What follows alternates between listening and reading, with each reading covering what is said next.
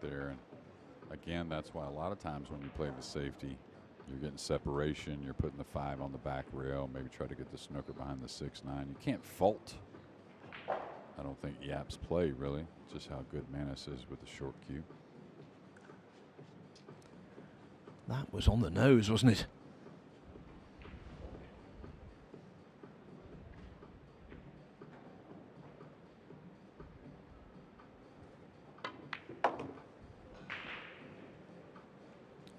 And that was a cracker as well. Brilliant.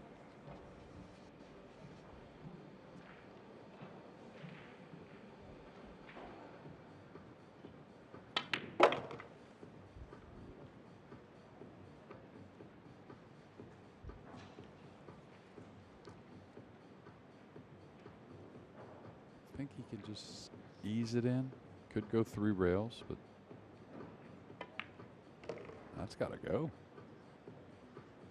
That's got to go to make it really easy. Definitely a good 2 feet short of his mark. On a shot, Jeremy, where the margin of error was large. He says so, or just knocks it in as though it was over the pocket. A.J. Manis, the teenager from Manila, leads Aloysius Yap, Singapore's finest, 2-0. Now what about the other scores? Well, Tobias Bonga's on the hill against Khalid Al Ghamdi, leading 8-6. Bonga's, he's never played in the Mosconi Cup. He would love to be there. It is one of the great experiences, not just in pool, but I think in sport. This year the event will be played at Alexandra Palace in London, the now traditional home of a European Mosconi Cup, where Europe will defend the title. The precise dates are December 3 to 6. Just evening sessions. And let me tell you, if you've never been to a Mosconi Cup, please, I can highly recommend it. The atmosphere is, well, it's unique. Rack 3. Yeah, really second to Leading racks none. to break, leading 2 racks to 0. 2,500 to 3,000 right on top of the table. And of course, a huge title for both teams to try and get, representing their country and making those memories. I tell you, I've never heard anyone that has attended that just didn't want to go back, I'll tell you. And it's the same on the other side of the pond.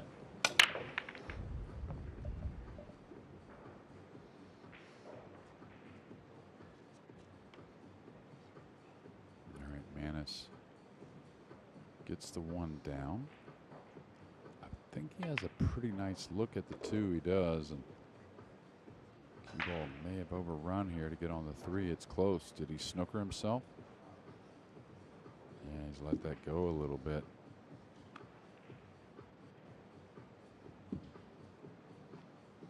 When you look at players that make runs in these events that aren't, you know, your household names in the you know, the latter end of these events, it's all about getting out on the routine ones, the layouts that are there. There are always going to be some tough ones. Your opponent's trying to never let you have a shot, but it's on you and the balls are open. It's all about being efficient, and I think his opponent has really shown us that, why he's had such great results time and time again. Just remember this. It may get lucky, though. I mean, he did.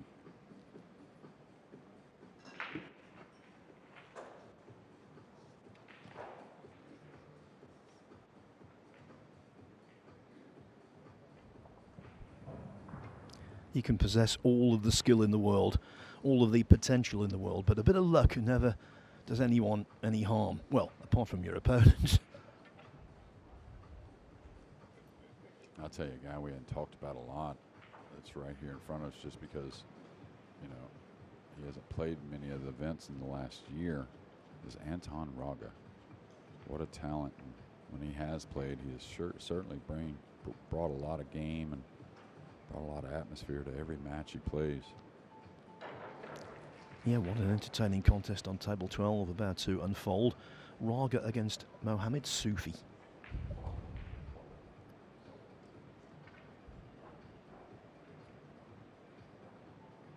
Well, you talk about close quarters, getting this up and down quickly. He's got to almost land on top of the three.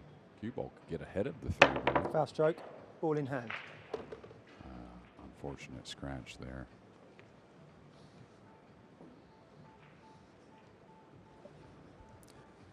You hit the nail on the head in the first rack, Jeremy, when you said just how quickly things can change in 9-ball, as we see Yap failed to make the necessary height, catching the 8 on the way through. Honestly, I mean, these guys are incredible with the jump cue, so it's hard to argue, but the kick was a pretty nice kick shot there and had a lot of options and a lot of ways to get safe. You could kick it in.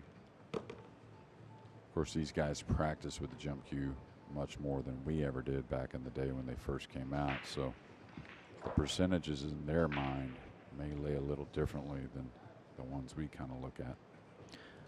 Was there a jumping pioneer, Jeremy? Was there someone who stood out in the early days? Wow, he can do this and no one else can. Well, the original pioneer for the jump shot was Earl Strickland, but that was, I think, back in the 70s, maybe 80s without the jump cue. But I think the guy that I always considered probably the best as far as the top players, you know, there are some guys in different pool rooms that's all they do really is mess around with it, but was Johnny Archer. Johnny was really good with the jump cue early, you know, considering the technology they had at that time. Now the jump cue has really opened up the door to be able to do so many more things, and that's why you see the players kind of lean on that a bit more often than us old school guys would have. And it was funny just because it was so new and it wasn't something you grew up with. There were some great players that when they went to jump the ball, you were wanting them to jump it with the jump cue just because, you know, they may foul, they may miss cue. It's just, it was kind of an odd ball. Johnny Archer, the world 9-ball champion in 1992, and again 5 years later. Look at the side there. Just the visualization.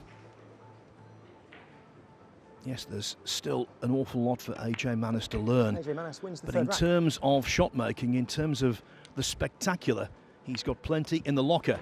And look at the scoreline. He leads Aloysius Schaap 3-0.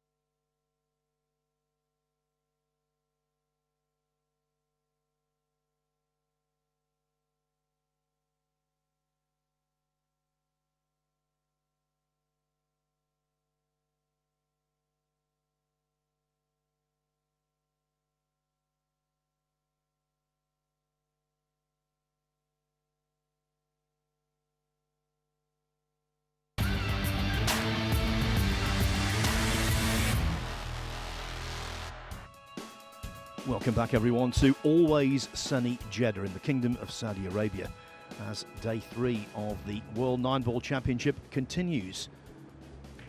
An 18-year-old from the pool hotbed of the Philippines, AJ Manis. What a start he's made. The first rack, well, to be frank, he was very poor, but he won it nevertheless, and since then he's really bedded into the contest.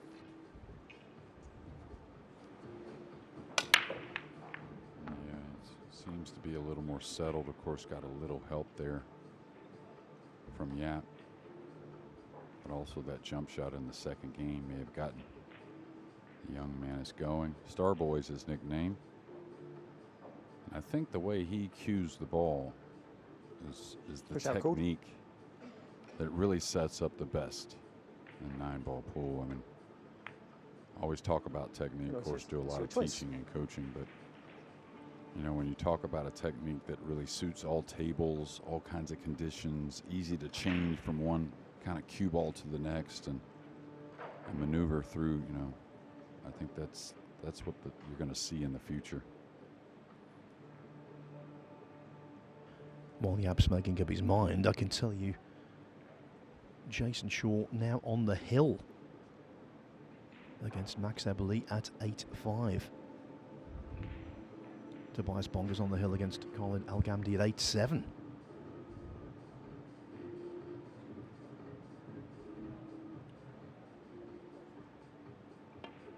Khalid at the table too, and he's on the 5-ball, so he's got to clean up 5 shots to get hill and breaking.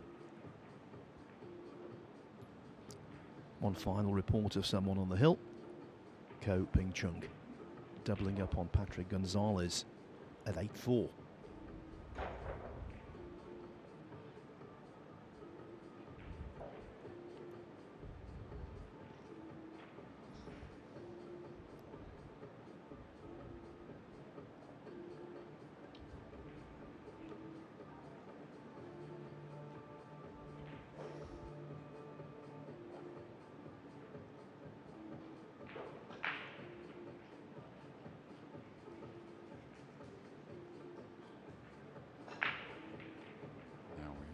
Shot clock, and we still don't here on the main table. We're not playing with that. And Yap, you know, back in the day and not too long ago, a few years ago, he could get bogged down at times, and I think that could be the case here, trailing, you know, trying to get in position, maybe try to control a little the pace of the match against a young AJ Manis, especially being down 3-0. So we'll keep an eye on that. Yeah, I don't think any shot clock would be in position for AJ Manis. As we see, eagle eye, Jason Shaw. I was going to say putting the finishing touches to victory, but after that, maybe not.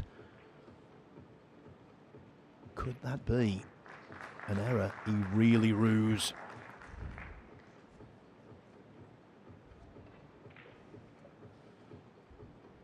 That's over on table 2. He was basically 1 foot and several toes into the next round. Not anymore. Yeah, 2 balls on the table. Nothing easy to get a snooker. It looks like the bank has fallen. Not very playable. AJ's gotten on top of the purple 5. Probably a safety. Yeah, this has been overhit, so Max is going to have a chance. And a shot like that, a lot of times, just go to the rail instead of trying to be so, you know, touchy and cute behind the 9. Not saying it was a terrible play. This is giving up a shot also for Delicious Yap. We'll keep you informed about Shaw. Yeah, the gap is there, no doubt. Enough of the 5-ball can be seen. Yeah, and he's going to go ahead and let the cue ball go, I would assume. The 6-7 combination, not too difficult. Going to try and kill it for this little gap. That shot to me to a piece of the ball is always scary because you're having to put a little inside spin maybe. Swerve a little early, you could catch the brown 7 and foul. I think I got to come around to the center of the table, and here you go for Shaw. Despite that hiccup, Jason Shaw is through. He started slowly, he finished quickly. The great British hope.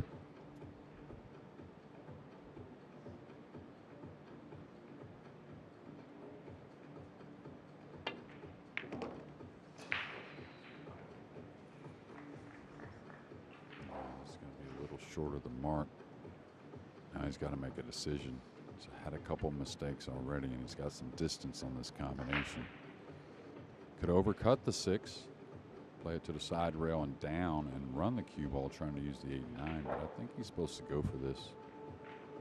It's a combination where he's about 80% at least.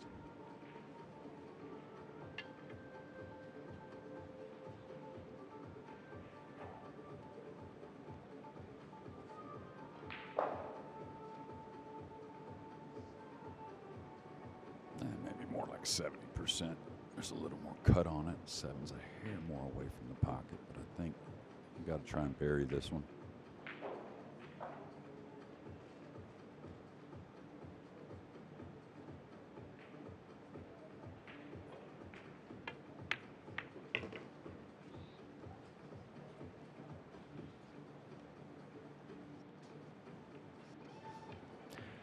I think you were right with 80% in the first place.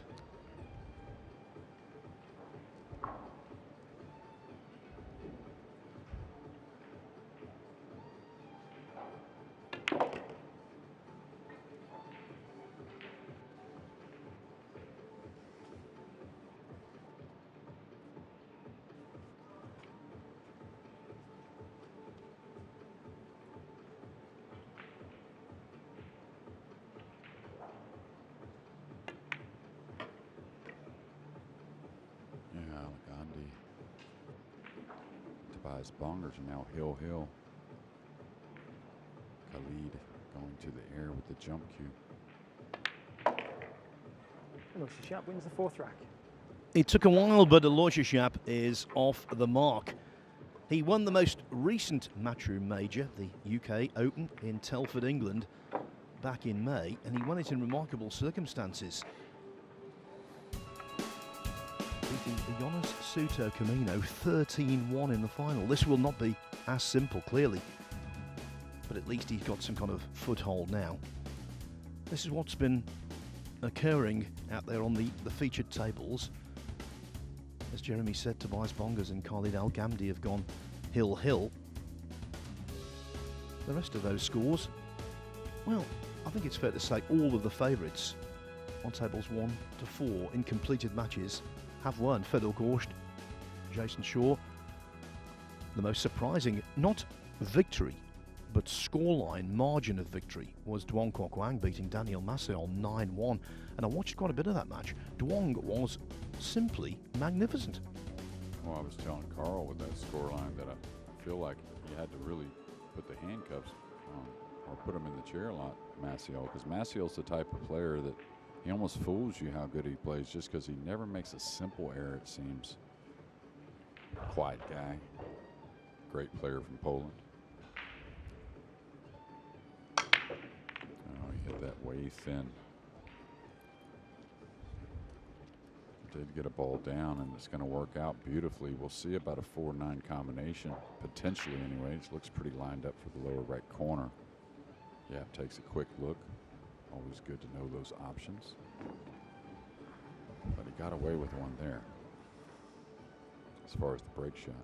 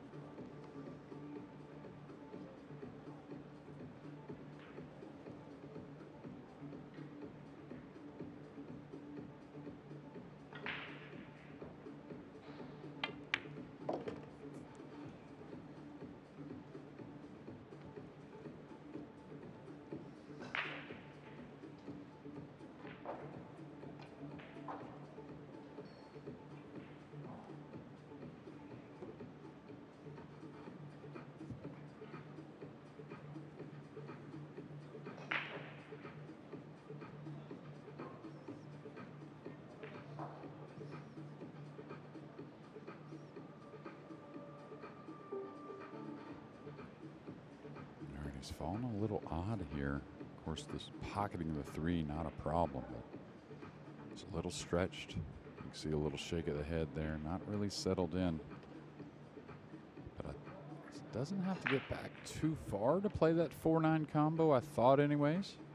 Oh, now he's going with a high ball, so he doesn't like the combination. He's trying to go 2 cushions to play the pink in the lower left. And it looks like he hit it beautifully. Yeah, really good. So this will open up the rest of this rack. Fairly close quarters on the 4 with not much angle. Probably draws between the 9-8. Could kind of push the 9 away also.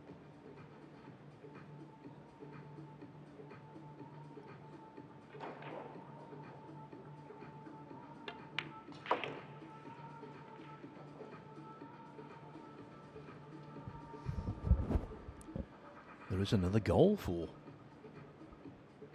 Aloysius Schaap. He's the closest pursuer to Fedor Gorst in the World 9-Ball Tour rankings. Win this and top spot is suddenly attainable.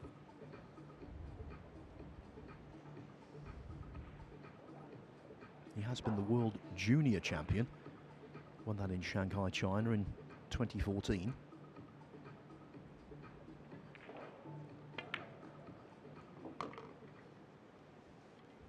And in 2021, he came very close to winning the US Open. Overcame the likes of Joshua Filler, Shane Van Boening, Dennis Okolio, before losing out to Carlo Biardo in the final.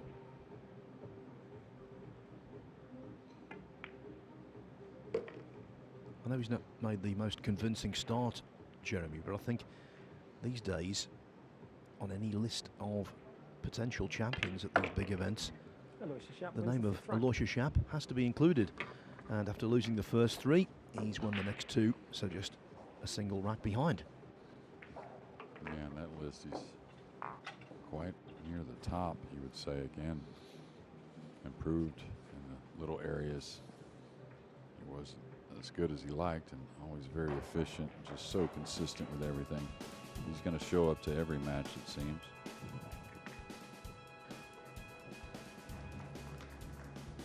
The decider between Carlo Del Gamdi and Tobias Bongas is still going on. It is really tense over there on table 3. 8 racks each.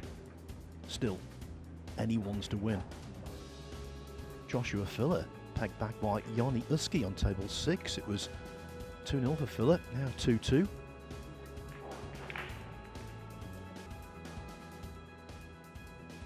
Rack 6. Aloysius Schaap What to a good break. player It's he only is. 3 racks to 2. So many of them from the Philippines. He's 1-0 down to Ko Pin Yi.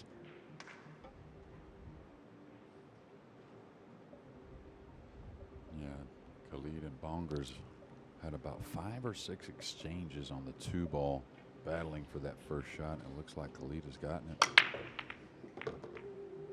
He's in position to win that. You talk about the Regulario match in Ko Pin Yi. The loser of that match, you know who they go on to face in the losers qualification, and that is SVB. So you don't figure maybe a lot of players don't look.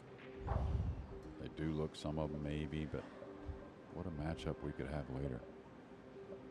Well, of course, we have no jurisdiction on who's going to be on the main table, but if it is Ko Pin Yi against Shane Van Boening, I would think that would have a reasonable chance, Jeremy, somehow. Well, we're going to have great, matchups for that loser's qualification, but I kind of feel like no matter who wins that match and moves through, the loser versus SVB is going to be on the main table. Feel like it anyways. Now Yap looking at this 2 ball, and the reason why, he's got so much cover on the miss with the 5-9, the 7, and the 8 there. And he's got, I think, fairly natural position. And again, he must really like this because he could easily play a good safety, chip off the left side of the 2, come down here behind the 8. Just got to come back and forth through the 3. And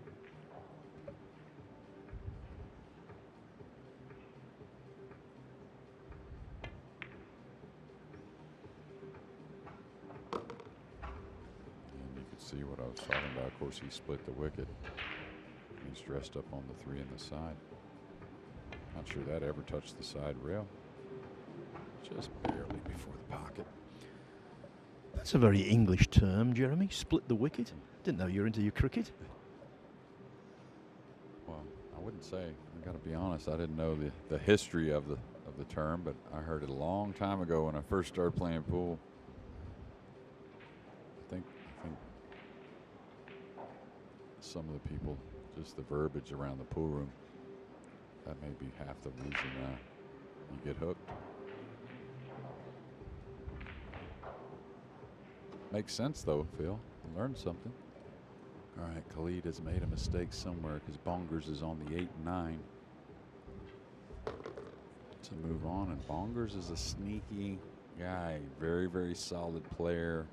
Had a great result. What was it, the European Open or was it UK? It may have been the UK, but there's a big crowd assembled around that table, and I think they're about to be very disappointed.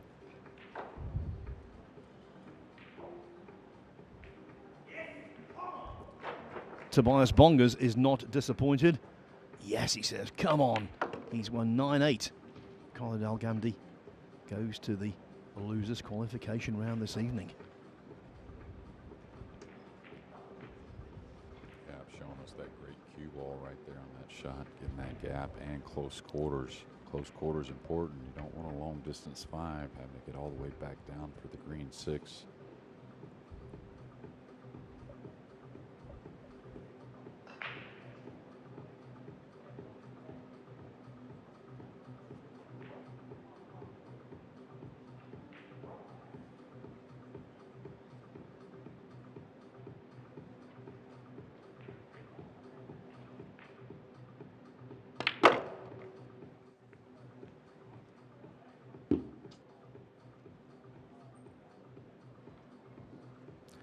Applied the power, but not the precision.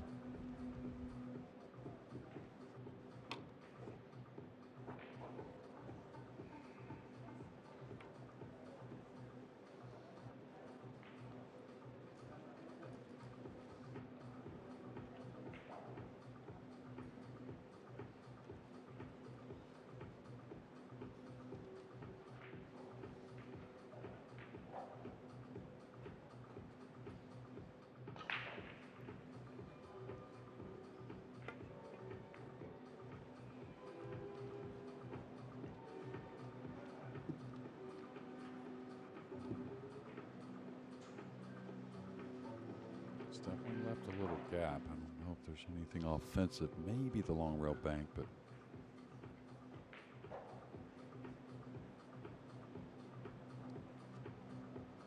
couple of Filipinos, Ignacio and Bo Annan, now at 8-7.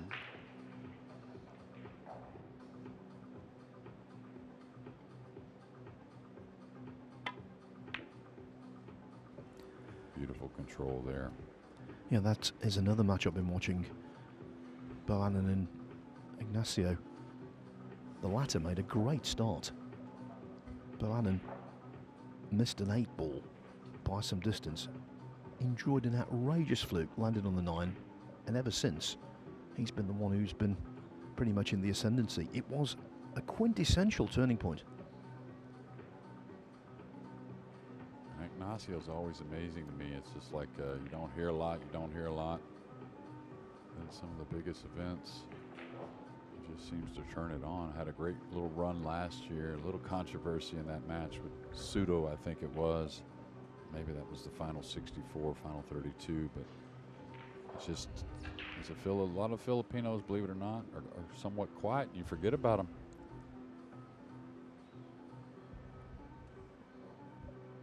Yeah, they lurk, don't they? There's an ever-present threat.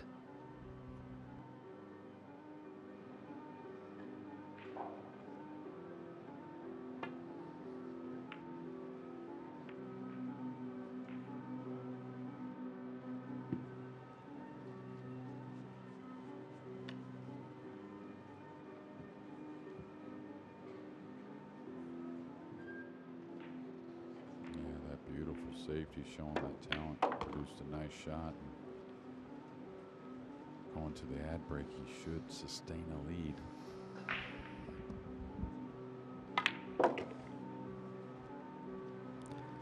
Yeah, one of those matches where his table time is well below 50%, and yet he's won after this 9-ball goes in. 66% of the racks.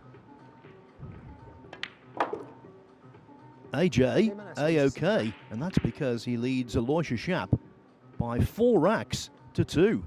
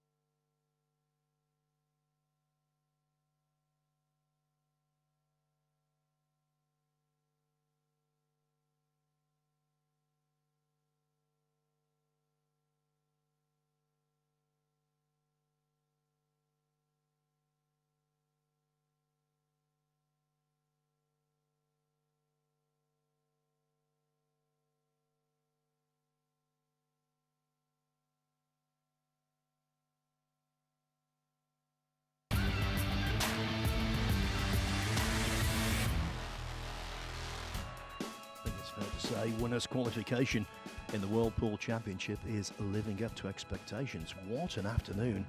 So many storylines, and maybe that narrative is going to be widened by a story about an 18-year-old overcoming one of the game stars. Although AJ Manis again seeing that cue ball disappear. Ultimate sin in 9-ball pool. That one was Ball in hand. a bit unlucky. Of course, that's why we see golden breaks sometimes, because that cue ball going back through the rack. You get some unfortunate kisses.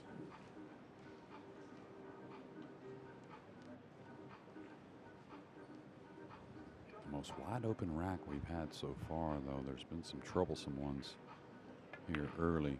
And these sit nice. See the 2 near the red 3, the pink 4 near the purple 5, and the last few balls on the bottom end.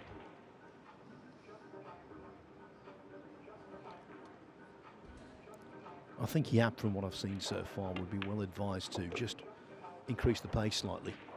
As you said, he does have a tendency, when there's no shot clock to restrict him, does have a tendency to become a little too methodical for his own good.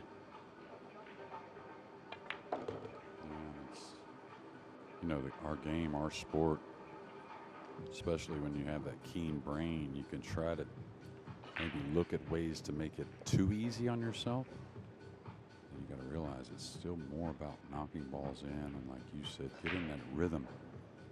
Can't ever imagine Aloysius, making too bad of a decision, and if you're feeling the execution nicely, it will overcome anything anyways. Well, the proof of the pudding's in the eating. We've seen him play under a 30-second shot clock on numerous occasions, and we've seen him play brilliantly.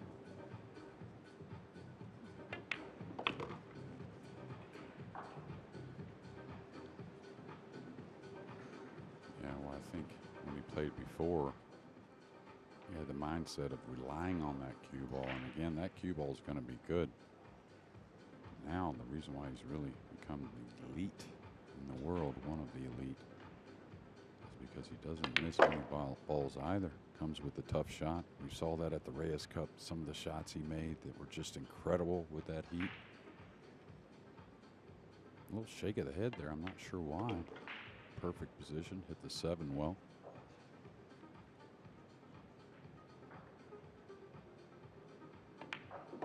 Aloysius Yap wins the 7-3. The gap closes again for a man who has got cueing fundamentals. You want to know this, Jeremy, but he is a former Singapore national snooker champion. He actually beat Peter Gilchrist in the final 4-2. Now, Gilchrist is a former world English billiards champion who's very skilled. Now, this is the break and run out chart. $10,000 US goes to the player who tops it at the end of the championship. And Robbie Capito, who put together 5 consecutive racks on day 1, I've been talking to a lot of the players actually, and they tend to believe, the vast majority of them anyway, that 5 will stick. Now, we had Johan Chur this afternoon running 4 consecutive racks. Wen Antoine, Fedor Gorst, Joshua Filler, they are the 3 players tied in third at the moment with 3 consecutive. I think 5 is a big ask. Yeah, that was the number that got the cheese last year. That cheese is doubled, by the way, to 10K. But yeah, 5. Aloysius Yap to break. Trailing 4 racks to 3. 5's a big number. And the thing is, it takes 6 to beat it. Maybe have somebody roll in there and split that. Split that prize fund. Here, Yap wants to split these balls far and wide.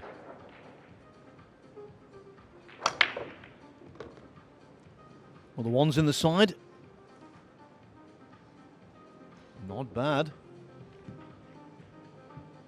Well, we saw a much tougher 2-ball, similar shot to the upper right corner that he tacked on twice, so you know he's going to stay offensive here.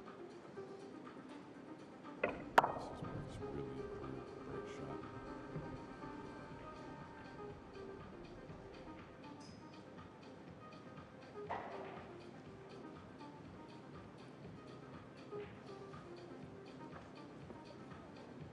So many tense matches out there. Just below our commentary position, Michael Bohannon, Jeffrey Ignacio. It's hill between the 2 Filipinos.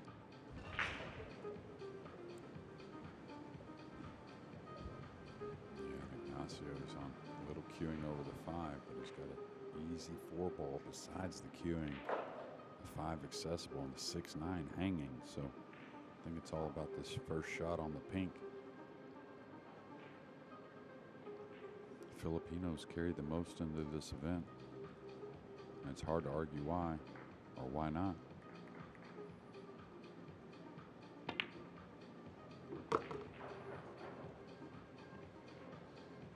Very fluent pot.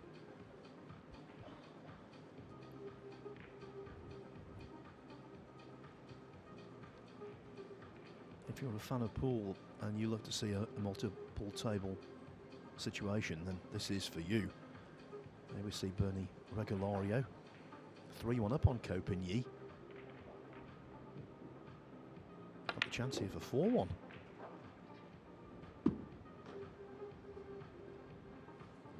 Filipino players, we tend to see, you know, some kind of unique cueing, unique strokes, but Bernie a little more of the traditional cueing you'd like to see, and a very solid player at a young age. Yeah, nothing solid about that 3-ball missed by Yap. AJ Manis isn't doing a great deal. He's just feeding off Yap's errors. whether they be tactical or just a routine missed pot there. Yeah, got a hair awkward here from distance. Could have used getting a little closer, and that would have really made all the angles very easy and accessible. Now he's got to decide, am I going to float this? Am I going to use some power to stun over? And this is what happens. Now you got to get on the 6. Couple options, I think. Look at that. Missed pots, and we're not even halfway through the match. 6 for Manus and 4 for Yap.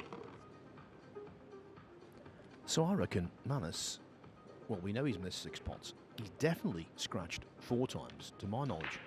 And yet he's going to be leading by a couple in a moment if he accepts this opportunity, which you can't imagine will go a-begging.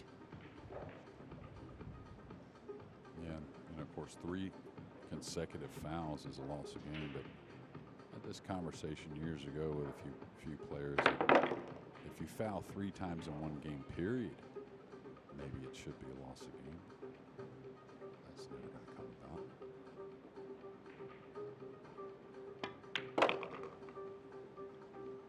Didn't even entertain the thought he would miss that. Just got down and knocked it in as though it was the most natural thing in the world.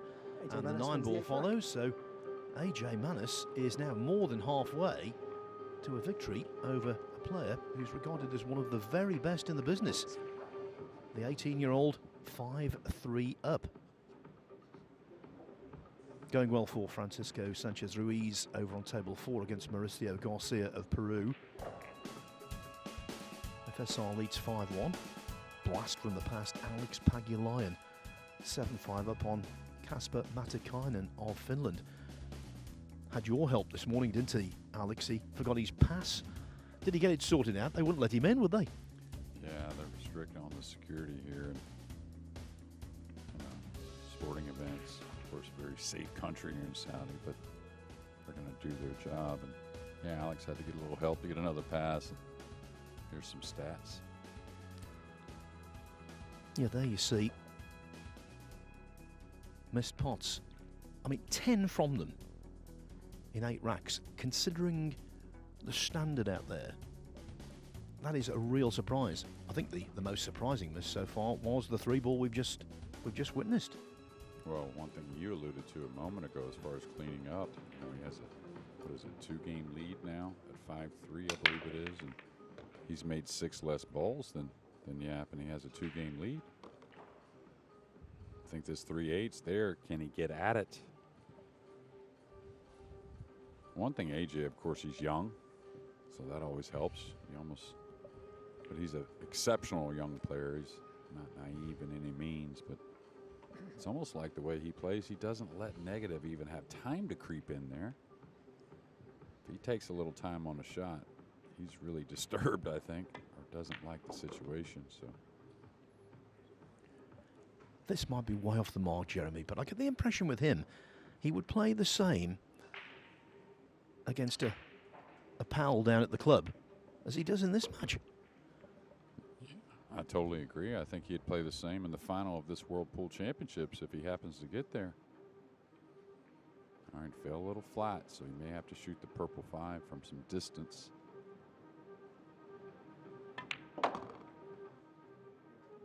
Well, we saw the 9 ball earlier where he ended up way short. Didn't even think twice, just got down and sliced it in.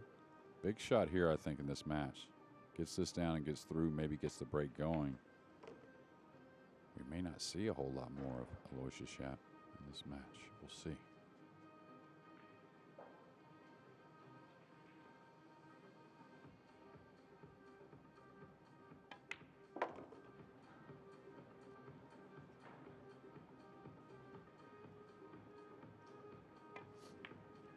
I think this break and run took all of about 90 seconds.